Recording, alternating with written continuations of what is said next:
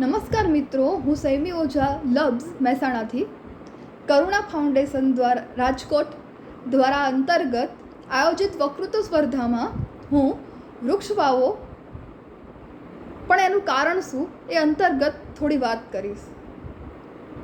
વૃક્ષો વાવો, પર્યાવરણ બચાવો. ઘરે ઘરે એક વૃક્ષ બચાવે લાખો જીવન. વૃક્ષ દેવો ભવ. આપણે આ વાત કરીએ આ સ્લોગનની. સ્લોગન શું કહેવા માગે છે એ વાત કરું. વૃક્ષો આપણા પરમ મિત્રો છે. વૃક્ષોના માનવ જીવન પર ઘણા ઉપકાર છે. વૃક્ષો ફળ ફૂલ પ્રદાન કરે છે, જરૂરિયાત માટે લાકડું પ્રદાન કરે છે, ઘર બનાવવા માટે લાકડું પ્રદાન કરે છે, અને વાત કરીએ તો કપડાં માટે જે કપાસ છે એ વૃક્ષો પ્રદાન કરે છે. જીવન જરૂરિયાતની તમામ વસ્તુ વૃક્ષો પ્રદાન કરે છે. વટે માર્ગો અને છાંયડો આપે છે, વરસાદ આપે છે અને શુદ્ધ અને ચોખ્ખી હવા પૂરી પાડે છે. પર્યાવરણ શુદ્ધ રાખે છે. જો પર્યાવરણને આપણે શુદ્ધ રાખવું હોય, જમીનનું ધોવાણ અટકાવવું હોય અને પ્રદૂષણની વાત કરીએ, પ્રદૂષણ અટકાવવું હોય તો એક જ ઉપાય છે, વૃક્ષો વાવવા જોઈએ. જ્યારે કોઈનો જન્મ થાય, જ્યારે કોઈનું મૃત્યુ થાય ત્યારે એક જ સંકલ્પ, વૃક્ષો વાવવા જોઈએ. વૃક્ષોની જાળવણી કરવી જોઈએ કે જેનાથી પર્યાવરણ શુદ્ધ રહે છે અને માનવ જીવન, સજીવ સૃષ્ટિ સલામત રહે છે. વૃક્ષો ઘરની તો શોભા વધારે જ છે. વૃક્ષો ઘરની શોભા વધારે છે, જમીનની પણ શોભા વધારે છે. વૃક્ષો વગરની જમીન એક ખેદાન મેદાન સુકાન જેવી લાગે છે. આપણે રણ વિસ્તારમાં જોઈએ, વૃક્ષો નથી હોતા તો આપણને જોવું ગમે છે? ત્યાં ગરમી કેટલી હોય છે.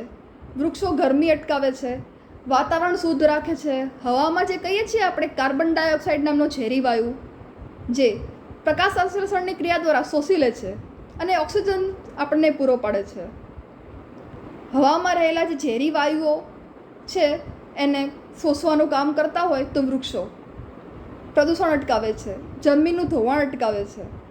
પછી આપણે જોઈએ વૃક્ષોની કાપણી કેમ થાય છે, તો એનું કારણ એ છે કે આપણું ભારત આઝાદ થયું ત્યારે વસ્તી વધારો થયો. ભારત આઝાદ થયું એટલે વસ્તી અદદ વધી ગઈ. એના કારણે જમીનની જરૂરિયાત પડી, ખાવા પીવાની જરૂરિયાત પડી, જેથી વૃક્ષો કાપવા પડ્યા. માનવે પોતાની સ્વાર્થી પ્રવૃત્તિ માટે, માનવે પોતાના નિજી સ્વાર્થ માટે વૃક્ષોને કાપ્યા. કેમ કે વૃક્ષો કાપવાથી એમને જમીન મળે, એમને જરૂરિયાત માટે લાકડું મળે, ફેક્ટરીઓ બનાવી શકાય. માટે માનવે એવું અધમકૃત્ય કર્યું. પણ આ ન કરવું જોઈએ. આપણે પોતાના સ્વાર્થ માટે કોઈની હત્યા કરવી એ પાપ બરાબર છે, કોઈનું ખૂન કર્યા બરાબર છે, મૃત્યુદંડ આપ્યા બરાબર છે. કેમ કે વૃક્ષો પણ જીવ છે. આપણે ધરતી માતાના સંતાનો છીએ. વૃક્ષો આપણા ભાઈઓ છે અને પશુ પક્ષીઓ પણ આપણા ભાઈ બહેનો છે, એમ સમજીને રહેવું જોઈએ. કેમ કે કોઈ પણ જીવની હત્યા કરવી એ પાપ છે. વૃક્ષો આપણને બાળક જેવો અહેસાસ અપાવે છે. વૃક્ષોના મૂળિયા છે એ જમીનનું ધોવાણ અટકાવે છે અને જે થડ છે, થડનું લાકડું એ આપણને ફર્નિચર બનાવવા માટે ઉપયોગી થાય છે. અને પાનની વાત કરીએ તો વૃક્ષોના પાન પણ આપણને ઉપયોગી થાય છે.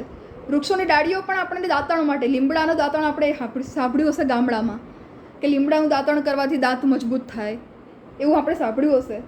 વૃક્ષોના એક અંગ આપણને ઉપયોગી થાય છે. ફળ ફૂલ આપણને કેવા ભાવે છે? આપણને ફ્રેશ ફ્રૂટ કેવા ભાવે છે? બજારના જે ફ્રૂટ હોય છે એમાં કેમિકલ નાખેલું હોય છે, દવા નાખેલી હોય છે. પણ આપણા ઘરે વાવેલા ઝાડ હોય એના ફ્રૂટ આપણને કેવા ભાવે છે? Fresh fruit. આપણે જોઈએ છીએ ઘણા હિરોઈનો ખેતી પણ કરે છે, હોમ ફાર્મ બનાવે છે. એનું કારણ શું છે? કે શુદ્ધ ફ્રૂટ મળી રહે. કે પબ્લિસિટી માટે નથી કરતા હોતા એ લોકો, એ શુદ્ધ ફ્રૂટ મળી રહે એ માટે કરતા હોય છે. પછી આપણે જોઈએ કે વૃક્ષોના જે મૂળિયા છે એ જમીનનું ધોવાણ અટકાવે છે. જે જમીનનું ધોવાણ થાય છે, પ્રદૂષણના કારણે જમીન અશુદ્ધ થાય છે, તે જમીન અશુદ્ધ થતી અટકાવે છે. અને વૃક્ષોનો મહિમા આપણા હિન્દુ ધર્મમાં પણ અપાર છે કે વૃક્ષો વાવવા જોઈએ. હિન્દુ ધર્મ પણ વૃક્ષોને પૂજે છે. આસોપાલવના પાન જે ધાર્મિક પ્રસંગ માટે ઉપયોગી થાય છે. વડનું વૃક્ષ વટ સાવિત્રીના વ્રત માટે ઉપયોગી થાય છે. વટ સાવિત્રીનું વ્રત હોય એટલે બધી બહેનો વટ વૃક્ષની પૂજા કરે છે. પછી 11 દિવસે તુલસીની પૂજા થાય છે અને તુલસી માતા તરીકે પણ પૂજાય છે. આપણે પ્રકૃતિનું આર્ય સમાજ જે આપણો હતો, જે આપણા આર્યો હતા, આપણા પૂર્વજો, એમને પણ કહ્યું છે કે વૃક્ષોની પૂજા કરવી જોઈએ. નદી, પર્વત, વૃક્ષો, પશુ પક્ષીઓ બધાની પૂજાનો મહિમા બતાવ્યો છે તમને. પછી આપણે વાત કરીએ 11 દિવસે તુલસી માતાનું પૂજન થાય છે. પણ તહેવારોમાં ગ્રહ શાંતિ માટે આપણે આસોપાલવના પાનનો ઉપયોગ કરીએ છીએ. જેમ કે ધાર્મિક પ્રસંગ હોય ત્યારે આપણે ઘરે આસોપાલવના પાનના તોરણ બાંધીએ છીએ. આંબાનું જે પાન છે એ રિદ્ધિ સિદ્ધિ અપાવે છે. અને આપણે હોળીના પ્રસંગ હોય ત્યારે આંબાના પાનનો મોર પાઈએ છીએ નાના બાળકોને. પાઈએ છીએ ને આપણે મોર પાઈએ છીએ આપણે નાના બાળકોને. પછી આપણે જોઈએ આંબાનો મોર પાવા માટે ઉપયોગી થાય છે. પછી આપણે જોઈએ કે એક રૂખેડાનું વૃક્ષ છે જે વૈરાગ્ય પ્રાપ્ત કરાવે છે. બીલી છે, બીલી શંકર ભગવાનને ચડે છે, એ લક્ષ્મીની પ્રાપ્તિ કરાવે છે. આયુર્વેદનો પણ વૃક્ષોનો ઘણો મહિમા છે. આદુ, અરડુસી,